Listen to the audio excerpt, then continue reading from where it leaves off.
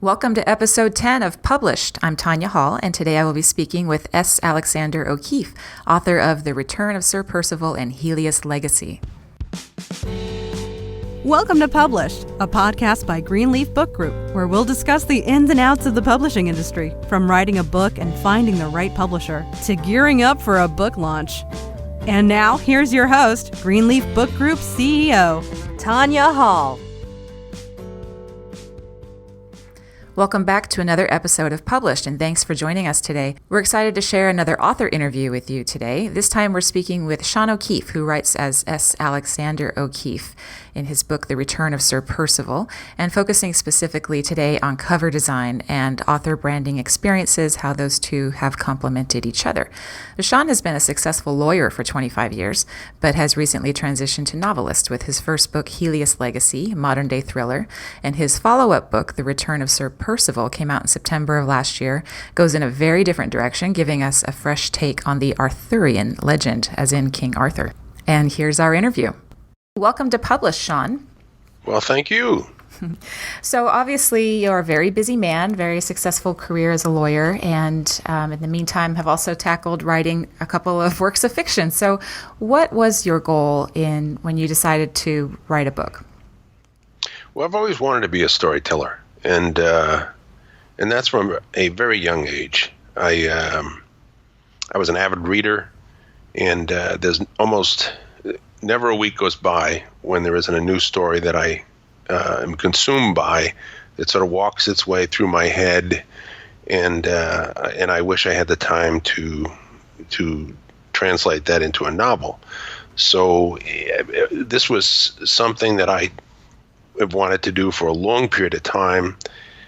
In fact, I wish I had done it 20 or 30 years ago. Unfortunately, there were 1,000 things I had to do along the way. Mm-hmm. But as far as the penultimate objective was to sort of translate what I see in my head and those, the entirety of the story that only I can see into the medium of text, which is a difficult process, as any writer will know, because where you can see it clearly, words are a limited medium. You don't have Harry Potter's wand, and you can simply translate what you see into a movie.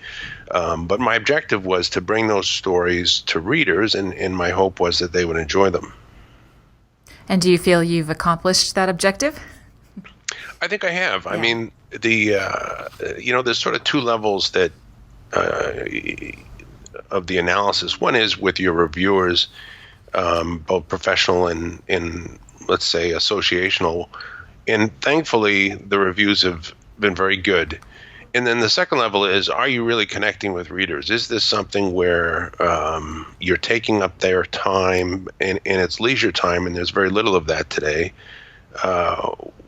with something that will be memorable?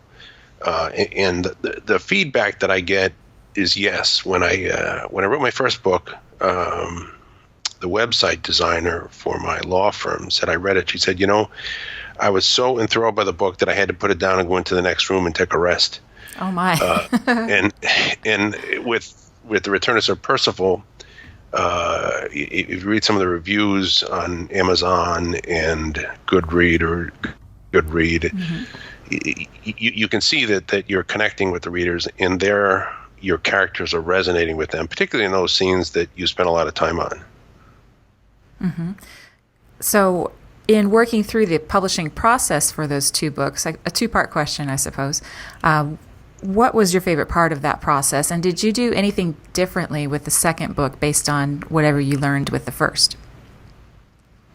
Well, I have to tell you there, and this is not in any measure of criticism, finishing the process was the penultimate achievement, because for sure. It's sort of like climbing a mountain. When you finally get to the top, all the benefit of all your work is there before you.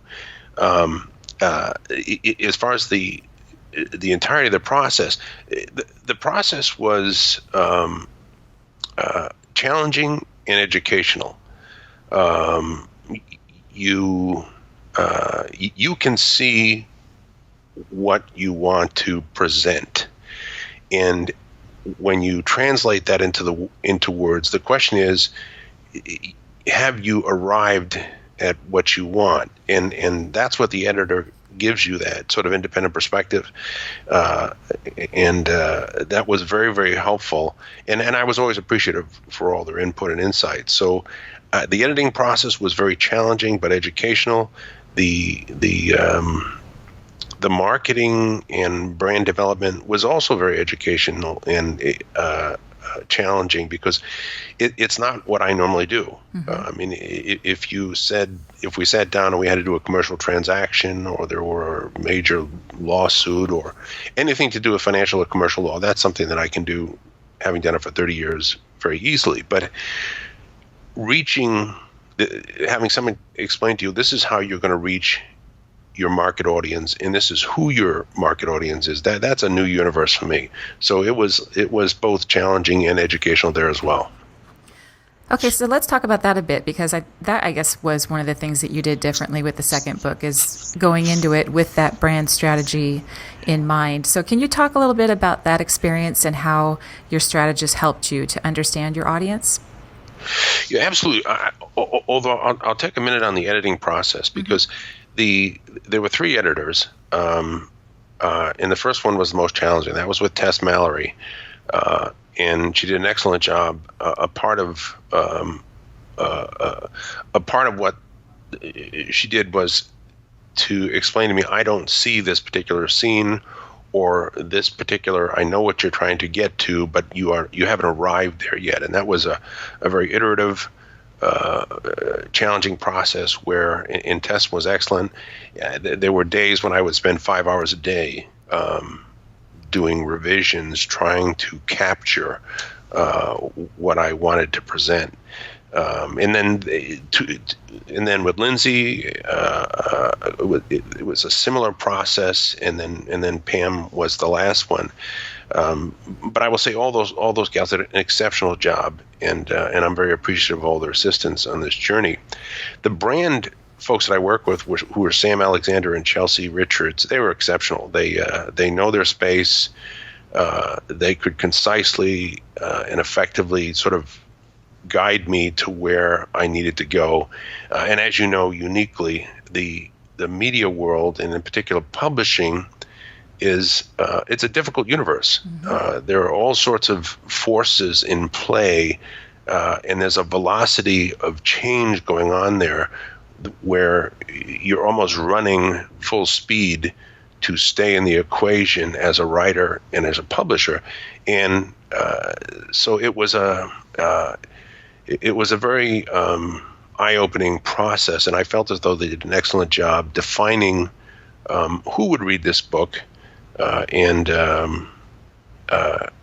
how I would reach them in a way, in a media-saturated world, how my little piece of it would become relevant. Okay, so did that impact the approach you took in writing the book, or more so your marketing approach? It didn't it didn't affect in any way how I wrote the book. The book came to me, I'd actually had it was a retina operation, and it was the third one, and I had to stay in the same place for 72 hours and not move. And during that window of time, this thing came to me like a bolt of lightning, almost from beginning to the end. I mean, there are aspects that were developed thereafter, but that particular, so the book, the Return of Sir Percival, was it was like a bolt of lightning, and I knew exactly how I wanted to do it from beginning to end, almost from beginning to end. So it wasn't driven by the marketing universe. That being said, when you write a book, you certainly want to communicate with. You want someone to see your character, to be taken with them, and when you have the scenes, that whether they're heroic or whether romantic or whether there's an intensity there of in one respect or another, I mean, you want them to walk through that door completely with you. So in that respect, I guess there was a marketing orientation, but otherwise I really didn't think about it. I was just writing. Okay. So, in terms of, you talked a little bit about having this vision, and your job as a writer is to get that down into this, as you said, limited format in terms of text. And then, of course, the cover design also has to tell the story that captures the reader. And, of course, in Greenleaf's model, that's a very collaborative process. So, how did you go about working with your designer to convey what that vision was? Or did you go in with maybe less of a vision and just trust them to come up with something? How did you approach the design process? Well, I had, I think Neil Gonzalez was my cover designer, and very bright, very creative. He did an exceptional job. And what he did was, I sort of gave him some ideas as to what I felt would capture at least the surface of the story in a way that would induce people to at least read the cover jacket. And he did an exceptional job. He brought to me, I think 6 or 7 covers, and I felt as though 2 of them were perfect, and it was a difficult choice between the 2. So that part of it was actually relatively easy because he did such an exceptional job. I mean, it was. I actually had focus groups of people who I knew who looked at them all, and they all came to the same conclusion: the current cover. Bit of a slam dunk then. Yeah, that was easy. In fact, one night my wife holds she had about 30 friends who come for a girls' night of some kind, or I'm not quite sure what the story is. They call it bunco, but but they were all here, and I brought down the covers, and I said, "Can you give me your assessment?" And that's important because the reading constituency is much more weighted toward women readers, and they unanimously selected that cover from the choices that were available. So it was very good. Great. That's always wonderful to hear, not just because he's my designer, but working on my own book too. I understand how important that moment is when you get those covers, and it's really, really awesome if it's nailed on the first try. It is. It is, particularly since you know, the adage, you shouldn't judge a book by a cover, may be true, but the reality is when someone's walking through a bookstore or flipping through 1,000 choices or 10,000 choices on Amazon, that may be all you have to connect for the instant in time that will get you to the next step. Oh, totally agreed. And just because you shouldn't do it doesn't mean that everybody doesn't. Yeah, that is true. So what were you hoping that readers would pick up on in that, the few split seconds their eyes land on your cover? What was the most important thing to convey? Well, that's a difficult question in the following respect. The book can be read at different levels. A 10-year-old who reads that book, I believe, would really enjoy it, and I know a number of 10-year-olds who have read it.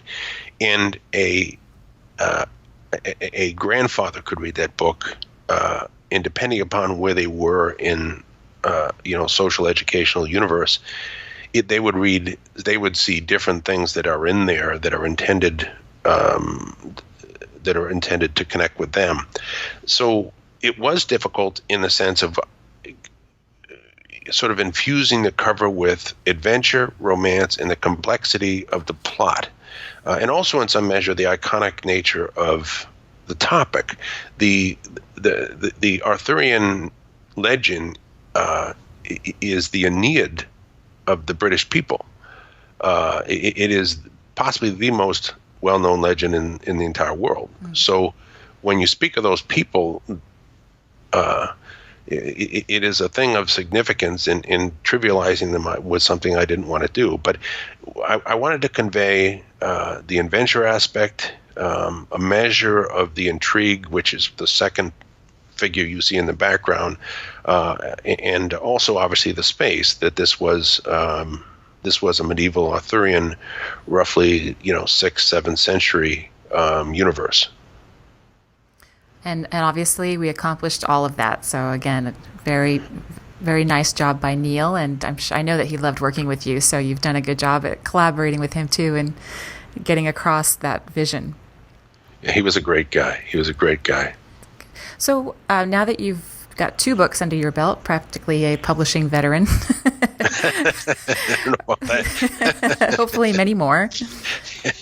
So what advice would you give to our listeners who are just starting out, perhaps writing their first book or perhaps just thinking about writing a book? Well, the first thing I would say is that a book, in some measure, is a piece of magic in the following respect. Whether it is a book that resonates with 10 million people or 5, because this is your vision, since each individual is unique, nobody else can see it this way but you. So in putting it down on paper, you are creating something unique and in some measure magical. So I believe that just that alone is something that if you desire to do it, you should do it. The second thing you have to recognize is that the world doesn't accommodate the writer, or for that matter anybody else. You will face a challenging environment. In the last days of his life, I forget his name now. It's not coming to me. He wrote The Great Gatsby, and that's Scott Fitzgerald. Yes, he thought he was a failure. In fact, I think his books had fallen out of favor, and I think his last royalty check was $40. But obviously, we know that he wasn't, that he was writing magnificent books. Mm-hmm. So the fact that for a period of time, or for an instant in time, or maybe for the entirety of your life, that it doesn't necessarily get to the level that you think it should be at, you still have done something that's unique, and there are people who your book will connect with.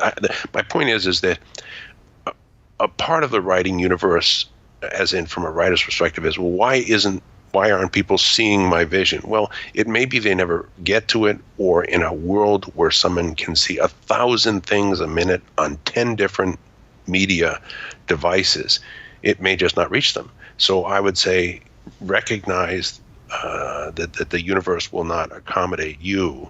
You're going to have to do a lot to accommodate the universe. I guess the third thing I would say is, and again, this is an area that is uniquely your space, the publishing industry is not one-dimensional. You could send out 1,000 or 10,000 letters to literary agents and say to yourself, well, geez, why don't they like my books? Well, the truth of the matter is most of them don't even read the letters. And there are dynamics in the traditional publishing industry which are financially problematic. I won't go into it other than that. I am a Chapter 11 lawyer, so you do have a sense of who's having trouble and who isn't. But so you're going to have to look at the publishing universe as a circumstance where you may have to go through the window instead of the door, or your route to publication may be more circuitous than you contemplate. Very well said. Yeah, there is definitely magic in the creating in and of itself, and that's hard, as we've said in some of our previous episodes. And then, as you mentioned, finding the audience, and I guess finding the right path to finding the right audience is a separate challenge in and of itself. That's exactly right. And it is, and a lot of, you can see if you go on a writer's site, the frustration, in some measure, even the antipathy that the writers have. Mm-hmm. But I represent generally distressed debtors, and on the other side is typically an insurance company or a bank. And when you come from that universe, you recognize that you're going to have to do way more than the other side. They're always going to have more money. They're always going to have more resources. But there is a way, and you can prevail. It's just that you have to be able to get up off the floor as many times as is necessary to accomplish your objective. Agreed. There are a lot of hits. Yeah. Just keep getting up. That's true. And in some measure, that's the most important skill you can learn. Mm-hmm. In life, too. I agree. That is a very important point in publishing, especially if someone is, as you mentioned, going the traditional route and seeking an agent and putting out all the query letters. A different process that takes a lot of persistence and a kind of a chin-up mentality. Oh, that's exactly right. When I started down that road, I wrote a very limited number of letters, and I said to myself, why am I doing this? I mean, as a lawyer, my hourly rate is close to $700 an hour, and I'm writing a letter to someone asking him, I'm going to spend hours and hours in doing this. Why would I do that? And that's one of the reasons why I chose this route, because it offered me the opportunity to get Class A assistance, but without going through this torturous experience where conceptually you could wait for years. And not only wait for years, but you have the probability curve is very much against you, notwithstanding the quality of your writing or whether or not it will resonate with people. It's just... it's a grind. It's a grind. Yeah, well, I'm glad that you found Greenleaf ultimately and that we were able to partner with you on these books, because I think we would all agree they've been a success by our standards, and you've just been an excellent author to work with. And it was my, I was lucky enough to run into you folks because I've never been disappointed. You offer exceptional assistance, and all of your people that I've worked with were a pleasure to work with. Well, thank you so much. That's always great to hear, of course. And that is all the time we have for today. So thank you, Sean, for joining us. We've learned a lot, and you definitely provide us with a unique insight from the author's perspective on the publishing process. So thanks again for joining us. You're very welcome. Thank you so much. It's a pleasure to meet you. Likewise. A big thank you to Sean O'Keefe for joining us today. For notes from today's show, go to greenleafbookgroup.com/episode 10. And I'm excited to announce that we have released some chapters for my own book, Ideas, Influence, and Income, which you can download on the website and focus on building up your own author brand. Again, that's greenleafbookgroup.com/episode 10, and I hope it's helpful to you. Thanks for listening to Published. To learn more, please visit greenleafbookgroup.com. And remember to subscribe to this podcast on iTunes.